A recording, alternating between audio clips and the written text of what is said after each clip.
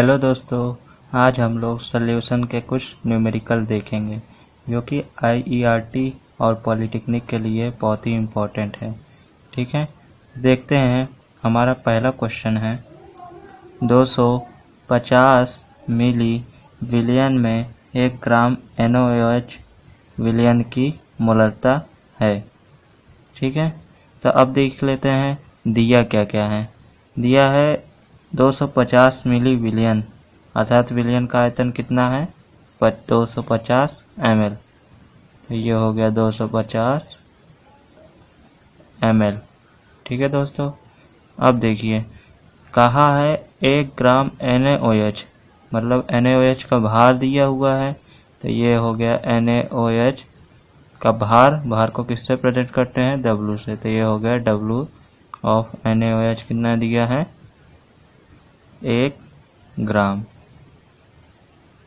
ठीक है दोस्तों, अब देखिए निकालना हमको मोलरता है ना। तो मोलरता बराबर हमने देखा था, मोलरता बराबर होता है मोल विलय के मोल बटे विलियन का आयतन। देखिए चूंकि आयतन ml में दिया हुआ है तो ये ml और हमको कितने का गुणा करना रहता था 1000 का। ठीक है, तो ये हो गया हमारा फॉर्मूला। अब देखिए हमको विलय के मोल निकालना है। तो देखिए विलय के मोल, क्योंकि हम जानते हैं मोल बराबर क्या होता है, मोल बराबर हो जाएगा विलय का भार बटे अणु भार। ठीक है, तो अब देखिए विलय का भार दिया हुआ है कितना हो गया 1, और देखिए NaOH का अणु भार कितना होता है दोस्तों, NaOH का अणु भार हो जाएगा 40। ठीक है, अब ये हमको मोल पता चल गया। अब देखिए यही मोल को हम कहाँ उठा के रख देंगे इस फॉर्मूले में, क्योंकि कहा है विलय का मोल जो कि हमने निकाल लिया, इसको इसमें रख देंगे और विलय का आयतन दिया हुआ है, अर्थात हमारा मोलरता बराबर हो जाएगा 1/40 बटे 250 आयतन। ठीक है, और ये हो गया 1000। अब इसको हम कैंसिल कर लेते हैं 250 से, तो ये 4 बार हो गया और m बराबर हो जाएगा 4/40। इसको भी कैंसिल कर लेंगे तो ये आ जाएगा 1/10। इसको हम लिख सकते हैं 0.1 मोलर, अर्थात हमारा ऑप्शन ए राइट है। देखिए दोस्तों, अब हमारा अगला क्वेश्चन है 0.006 मोल NaCl की 100 मिली विलियन में मोलरता है। ठीक है, इसका ऑप्शन दिया हुआ है। यह पॉलिटेक्निक 2011 में पूछा गया क्वेश्चन है। तो देखिए इसको हम देखते हैं इसको कैसे सॉल्व करेंगे। पहले तो हमें जो जो दिया हुआ है उसको लिख लेना है। तो देखिए NaCl के कितने मोल दिया हुआ है 0.006। तो ये हो गया N ऑफ NaCl, ठीक, इक्वल कितना हो जाएगा 0.006। ठीक है दोस्तों, अब देखिए और कहा है 100 मिली विलियन में, अर्थात विलियन का आयतन कितना दिया हुआ है 100 मिली। तो ये हो गया 100 ml। ठीक है, अब देखिए मोलरता निकालना है ना। तो चूंकि हम जानते हैं मोलरता बराबर क्या होता है दोस्तों, विलय का मोल बटे विलियन का आयतन। अगर ml में है तो किससे गुणा करना है 1000 से। ठीक है, तो ये हो गया। अब देखिए सब हमें दिया हुआ है तो हम मान को रख लेते हैं। ये हो गया NaCl विलय है तो ये विलय का मोल हो जाएगा 0.06। ठीक है, और आयतन कितना दिया हुआ है 100 ml। ये हो गया 100 और ये इंटू 1000। अब देखिए 2 0 से 2 0 कैंसिल। इस 10 का ऊपर अगर मल्टीप्लाई कर देंगे तो ये जो दशमलव है वो एक अंक इधर आ जाएगा। तो हमारा आंसर हो जाएगा 0.06 मोलर। ठीक है दोस्तों, अर्थात हमारा आंसर क्या, ऑप्शन बी करेक्ट होगा। अब देखिए दोस्तों, हमारा अगला क्वेश्चन है, शुद्ध पानी की मोलरता होती है, तो मतलब शुद्ध पानी की मोलरता कितनी होती है। ये बहुत ही इम्पोर्टेंट क्वेश्चन है, काफ़ी एग्जाम में पूछा जाता है दोस्तों, जो कि ये IRT 2001 में आया हुआ भी क्वेश्चन है। तो देखिए इसको हम सॉल्व कैसे करेंगे, शुद्ध पानी की मोलरता कैसे निकालेंगे। देखिए हम एक नोट पॉइंट बता देते हैं कि जो पानी का जो घनत्व होता है 4 डिग्री सेंटीग्रेड पर, वो होता है 1000 ग्राम प्रति लीटर। ठीक है दोस्तों, ये क्या हो गया हमारा पानी का घनत्व, अर्थात ये हम लिख देते हैं घनत्व हो गया। ठीक है दोस्तों, अब देखिए घनत्व दिया हुआ है, तो अब हमको निकालना मोलरता है। तो मोलरता बराबर हम जानते हैं विलेय के मोल बटे विलयन का आयतन होता है। ठीक है दोस्तों, तो अब देखिए, अब यहाँ से हम विलेय के मोल कैसे निकालते हैं। देखिए घनत्व बराबर होता है द्रव्यमान मतलब मास बटे आयतन। ठीक है दोस्तों, ये हो गया वॉल्यूम। तो अब देखिए, चूँकि हम स्टैंडर्ड केस में 1 लीटर मान के चलते हैं, ठीक है, तो ये हो गया घनत्व दिया हुआ है पानी का, कितना हो जाएगा 1000। देखिए दोस्तों, ये क्वेश्चन में दिया नहीं रहेगा, तो हमें हमेशा याद रखना है, ये नोट पॉइंट है, इसे हमेशा याद रखना है। ठीक है, तो ये जो द्रव्यमान आ जाएगा, कितने के लिए निकाल रहे हैं हम, स्टैंडर्ड गैस हमेशा कैसा लेंगे 1 लीटर में, तो ये हो गया 1। ठीक, मल्टीप्लाई कर देंगे तो ये हमारा द्रव्यमान आ जाएगा 1000 ग्राम। अब देखिए किसका हो गया, पानी का द्रव्यमान ना। ठीक, तो अब देखिए पानी का मोल भी हम निकाल लेंगे। ठीक, तो जल का मोल हो जाएगा, मोल बराबर क्या होता है, द्रव्यमान, ये हो गया, और बटे अणु भार। तो अणु भार जल का कितना होता है 18। ठीक है दोस्तों, तो इसको अगर हम कैंसिल कर लेंगे तो ये हो जाएगा 55.6।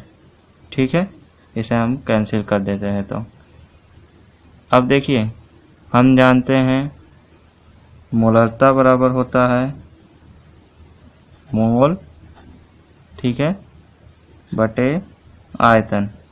ठीक है, अब देखिए लीटर में दिया है तो हमें 1000 का गुणा नहीं करना है, अगर ml में दिया होता तो 1000 का गुणा करना पड़ता। तो देखिए 1 लीटर हम पहले ही मान चुके हैं स्टैंडर्ड केस के लिए, तो ये हो गया मोलरता बराबर, देखिए मोल कितने निकल के आए हैं 55.6, और ये बटे हो जाएगा 1 लीटर, अर्थात ये कितना आंसर हो जाएगा 55.6 मोलर। ठीक है दोस्तों, ये हमारा क्या हो जाएगा आंसर। अब देखिए दोस्तों, हमारा अगला क्वेश्चन क्या है, अगला क्वेश्चन है 100 मिली में 4 ग्राम NaOH है, विलयन की नॉर्मलता है। ठीक है दोस्तों, तो देखिए क्या कह रहा है कि 100 मिली, मतलब ये 100 मिली है क्या, विलयन का आयतन ही तो है। ठीक, इसमें क्या है 4 ग्राम NaOH घुला हुआ है। ठीक है दोस्तों, तो हमें क्या निकालना है, विलयन की नॉर्मलता। तो देखिए दिया क्या हुआ है, आयतन दिया है कितना, ये हो गया 100 ml। ठीक है, और देखिए और क्या दिया है, NaOH का भार दिया है, तो ये हो गया NaOH का भार कितना दिया है दोस्तों 4 ग्राम, तो ये हो गया 4 ग्राम। ठीक है, अब देखिए हमें नॉर्मलता निकालना है, तो देखिए नॉर्मलता बराबर क्या होता है, हमने देखा था नॉर्मलता बराबर होता है ग्राम तुल्यांकों की संख्या, ठीक है, बटे विलयन का आयतन। अब देखिए लीटर में है तो ऐसे ही रहेगा फॉर्मूला, अगर ml में दिया है तो हमें क्या करना है 1000 का गुणा। ठीक है, तो ये किस में है ml में, तो ml के लिए ये हो जाएगा इंटू 1000। ठीक है दोस्तों, अब देखिए ग्राम तुल्यांकों की संख्या कैसे निकालेंगे। ग्राम तुल्यांकों की संख्या बराबर होता है भार बटे तुल्यांकी भार।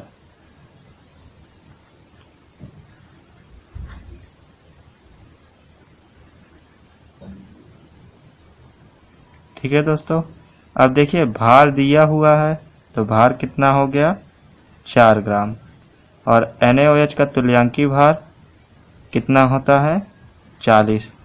अगर देखिए दोस्तों आपको तुल्यांकी भार नहीं निकालना आता तो पिछली वीडियो में हमने बताया था, तो तुल्यांकी भार सीख लीजिएगा कैसे निकाला जाता है। हम ज़्यादा टाइम ना लेते हुए क्वेश्चन को जल्दी से जल्दी बता दे रहे हैं। अब देखिए तुल्यांकी भार क्या है 40 हो गया, तो इसको कैंसिल कर लेते हैं, ये हो जाएगा 1/10। ठीक है, ये हमारा आ गया तुल्यांकी भार। अब देखिए इस फार्मूले में हमको कुछ नहीं करना है, अब बस रखना ही रखना है। तो देखिए नॉर्मलता बराबर हो जाएगा, ग्राम तुल्यांकों की संख्या कितना आया 1/10। ठीक है, बटे विलयन का आयतन कितना है 100 ml, ये हो गया 100 ml, और इनटू 1000। ठीक है, अब देखिए ये 2 0 कैंसिल, ये हो गया 1/10 और ये गुणते 10 10 कैंसिल, तो ये कितना आ जाएगा एक नॉर्मल। ये हमारा क्या हो जाएगा आंसर। ठीक है दोस्तों, तो देखिए ऑप्शन कौन सा सही है बी, इसको हम करेक्ट कर देते हैं। देखिए दोस्तों अब हमारा अगला क्वेश्चन है H3PO4 मतलब फास्फोरिक अम्ल के 1 मोलर विलयन की नॉर्मलता क्या है। ठीक है दोस्तों, ये ऑप्शन हमारे दिए हुए हैं। अब देखिए मोलर दिया हुआ है मतलब मोलरता दिया हुआ है और नॉर्मलता पूछा है, तो हम ज़्यादा ना करके इसको आसानी से करते हैं। हम एक फार्मूला बता देते हैं जो कि नॉर्मलता और मोलरता के बीच का है। ठीक है, मतलब इसमें नॉर्मलता और मोलरता के बीच के संबंध को दर्शाया गया है। तो एक फार्मूला है, देखिए नॉर्मलता बराबर होता है मोलरता गुणे क्षारकता। ठीक है दोस्तों, अब देखिए क्षारकता किसकी होएगी अम्ल की, तो जब अम्ल के लिए दिया रहे तो ये वाला फॉर्मूला अप्लाई होगा। ठीक है, और एक देख लेते हैं, नॉर्मलता बराबर होता है मोलरता गुणे अम्लता। ठीक है दोस्तों,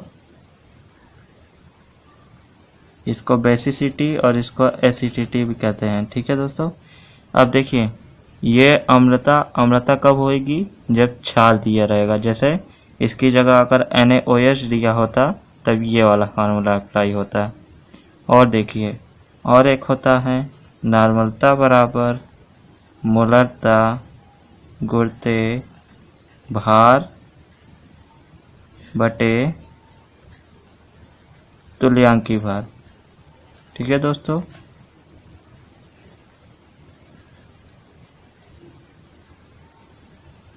ये फार्मूला आप ज़रूर नोट कर लीजिएगा, ये तीनों फार्मूले बहुत ही इम्पोर्टेंट है। देखिए हमारे पास क्या होता है कि टाइम बहुत कम रहता है और कम समय में हमें सारे क्वेश्चनों को सॉल्व करना रहता है, तो ज़्यादातर इस तरह के फार्मूले का हमें यूज करना पड़ेगा। तो देखिए अब देखिए यहाँ पे H3PO4 क्या है अम्ल है। ठीक है दोस्तों, तो अम्ल के लिए क्या होगा क्षारकता, तो ये क्षारकता वाला कौन सा फार्मूला है ये वाला। तो अब देखिए हम ये वाले फार्मूले को अप्लाई करते हैं, नॉर्मलता हमें निकालनी है, तो ये हो गया नॉर्मलता बराबर मोलरता कितनी दी हुई है विलयन की 1 मोलर, तो ये हो गया 1 और ये इंटू क्षारकता।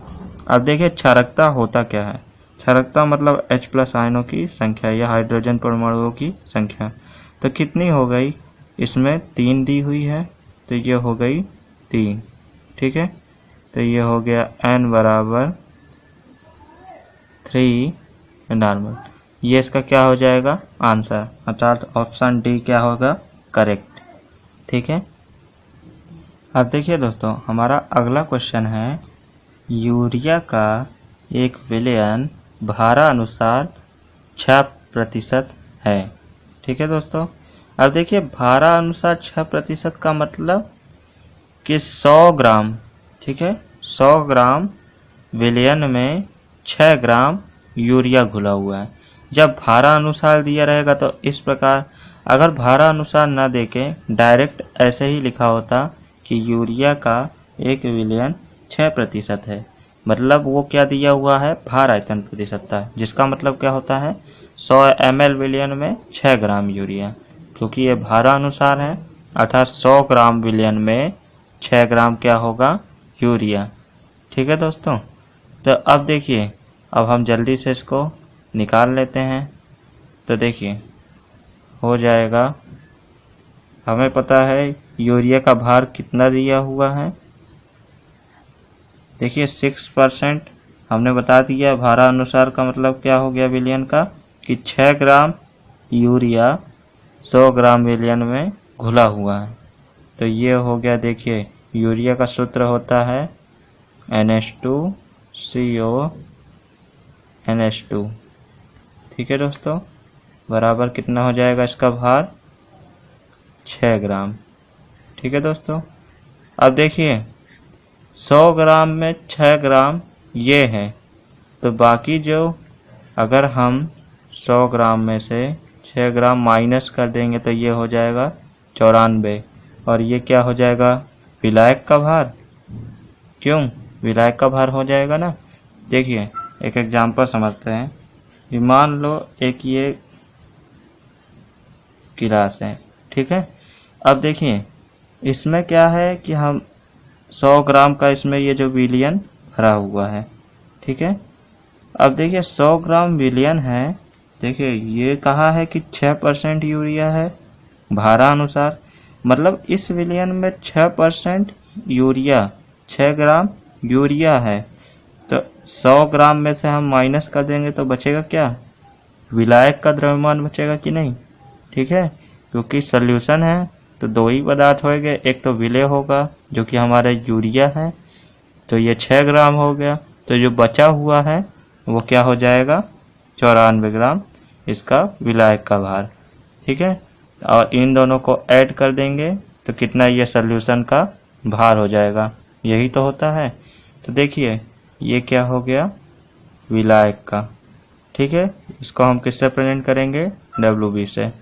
अब देखिए हम जानते हैं मोल प्रभाज बराबर होता है, किसका निकालना है हमको यूरिया का, तो ये हो गया विलय को हम A से प्रेजेंट करते हैं, तो ये हो गया XA बराबर हो जाएगा NA upon Na plus NB।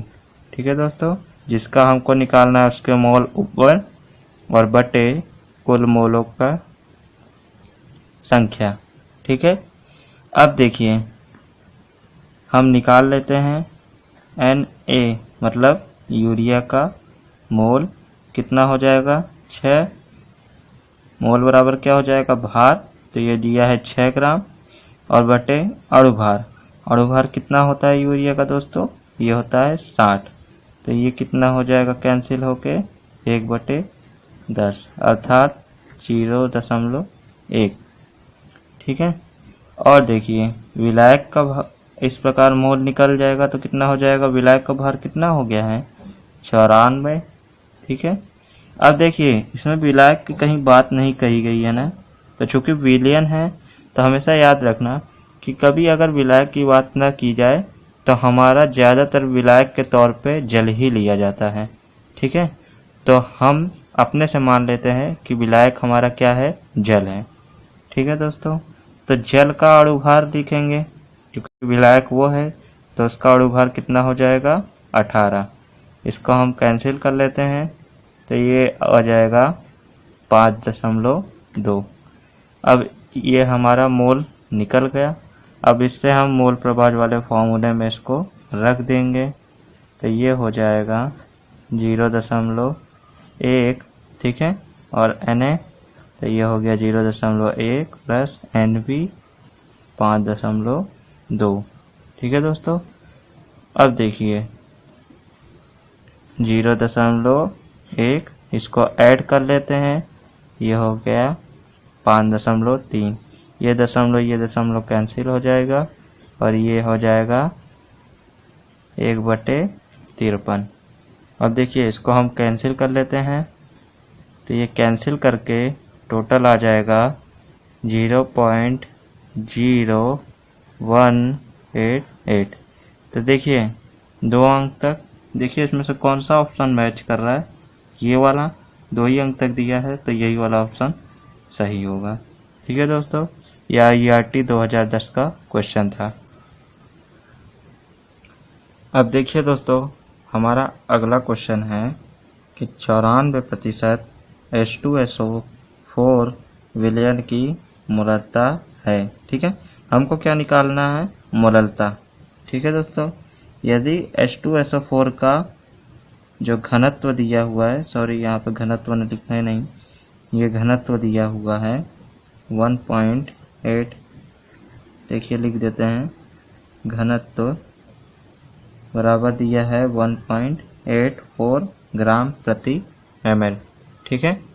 तो देखिए H2SO4 का घनत्व दिया हुआ है और कहा है 94% H2SO4 को, ठीक है।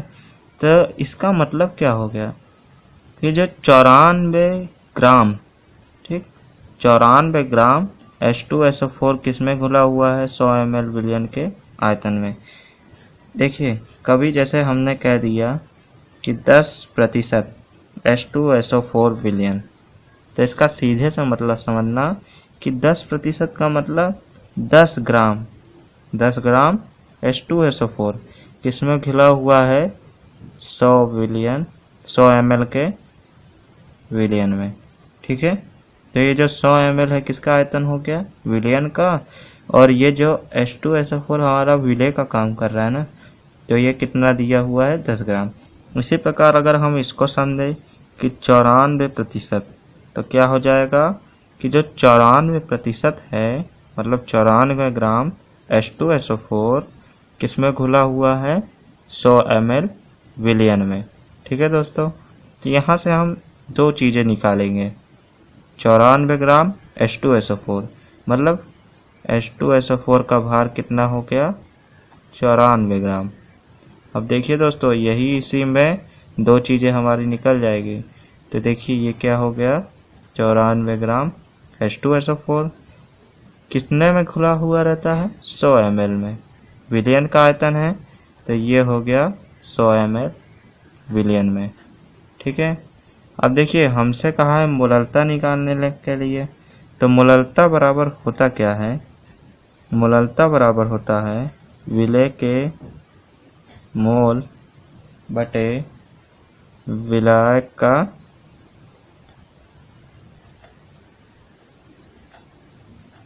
भार, ठीक है।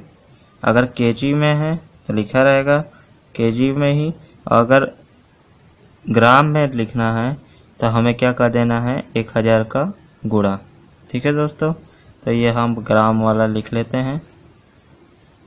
अब देखिए हमको मोलरता निकालने के लिए क्या चाहिए, एक तो विलय का मोल चाहिए और विलायक का भार, ठीक है दोस्तों। अब देखिए यहाँ विलायक की बात नहीं कही गई है, तो हमने पहले ही बताया है जब कभी विलायक की बात ना कही जाए तो हमें जल मान के वहाँ पे चलना चाहिए, हमारा जल वहाँ विलायक का काम कर रहा है, ठीक है। तो अब देखिए इसका घनत्व दिया है, लिख लेते हैं कितना है, 1.84, कितना ग्राम प्रति ml, ठीक है। अब देखिए घनत्व दिया हुआ है तो इससे हम घनत्व बराबर द्रव्यमान निकालेंगे, घनत्व बराबर हो जाएगा द्रव्यमान बटे आयतन। अब देखिए घनत्व दिया हुआ है, तो देखिए ये जो घनत्व है विलयन का है, तो ये हो गया 1.84। ठीक है दोस्तों, ये विलयन का घनत्व दिया हुआ है 1.84 हो गया। और देखिए ये द्रव्यमान बटे आयतन कितना है, आयतन देख लेते हैं। चूंकि विलयन का घनत्व है तो ये क्या हो जाएगा, विलयन का आयतन। ठीक है, जो कि हमने अभी निकाला कितना होता है 100 ml दिया हुआ है। तो ये हो जाएगा द्रव्यमान आ जाएगा टोटल 1.84 इंटू 100। तो इसको जब हम कैलकुलेशन कर लेंगे तो ये हो जाएगा इतने ग्राम। अब देखिए हमने विलयन का घनत्व लिया, विलयन का आयतन लिया, तो क्या विलयन का ही द्रव्यमान होगा ना। तो ये क्या निकल के आ गया, विलयन का द्रव्यमान। तो परंतु हमको चाहिए क्या, विलायक का द्रव्यमान। तो हम क्या कर लेंगे, देखिए विलयन जो हमारा मिक्सचर सॉल्यूशन होता है वो सॉल्यूशन बराबर क्या हो जाता है, एक होता है विलेय प्लस विलायक। ठीक है, तो जो भी चीज़ होगा विलेय और विलायक के से मिलके बना रहेगा सॉल्यूशन।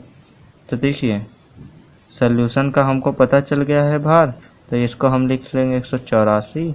और विलेय का कितना दिया हुआ है, विलेय का हो गया है 94। तो इस प्रकार हमारा विलायक का निकल जाएगा। तो ये हो जाएगा विलायक का भार आ जाएगा WB से हम इसको लिख लेंगे। तो ये कितना हो जाएगा 184 और ये माइनस 94। ठीक है दोस्तों, अब इसको हम घटा लेते हैं, 4 से 4 गए 0 हो गया और ये 90। ये इसका क्या आ जाएगा दोस्तों, विलायक का भार। ठीक है, यहाँ तक समझ में आ गया। अब देखिए हमें सब वैल्यू मिल गई है, अब केवल विलेय के मोल निकालना है। तो देखिए विलेय के मोल हम निकाल लेते हैं जल्दी से। विलेय के मोल बराबर हो जाएगा विलेय का भार, भार कितना दिया हुआ है दोस्तों 94, ये देखिए। ठीक है, विलेय का भार हो गया 94 बटे विलेय का अणु भार। H2SO4 हमारा विलेय का काम कर रहा है, तो H2SO4 का हम अणु भार लिख लेते हैं। ठीक है दोस्तों, अब देखिए इसको हम डायरेक्ट फॉर्मूले में रख देते हैं। तो ये हमारा हो जाएगा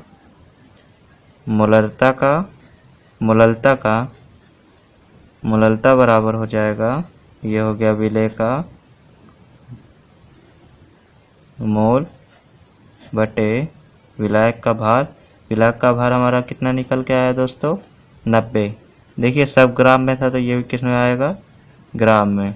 तो ये हो गया 90 और ग्राम वाले के लिए 1000 से गुणा।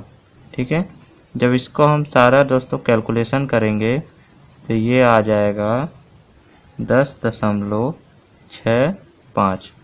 ठीक है दोस्तों, अब देखिए दोस्तों हमारा अगला क्वेश्चन है कि 100 ग्राम विलायक में विलेय का 0.1 मोल घुला है। ठीक है, तो विलयन की मोललता क्या होगी।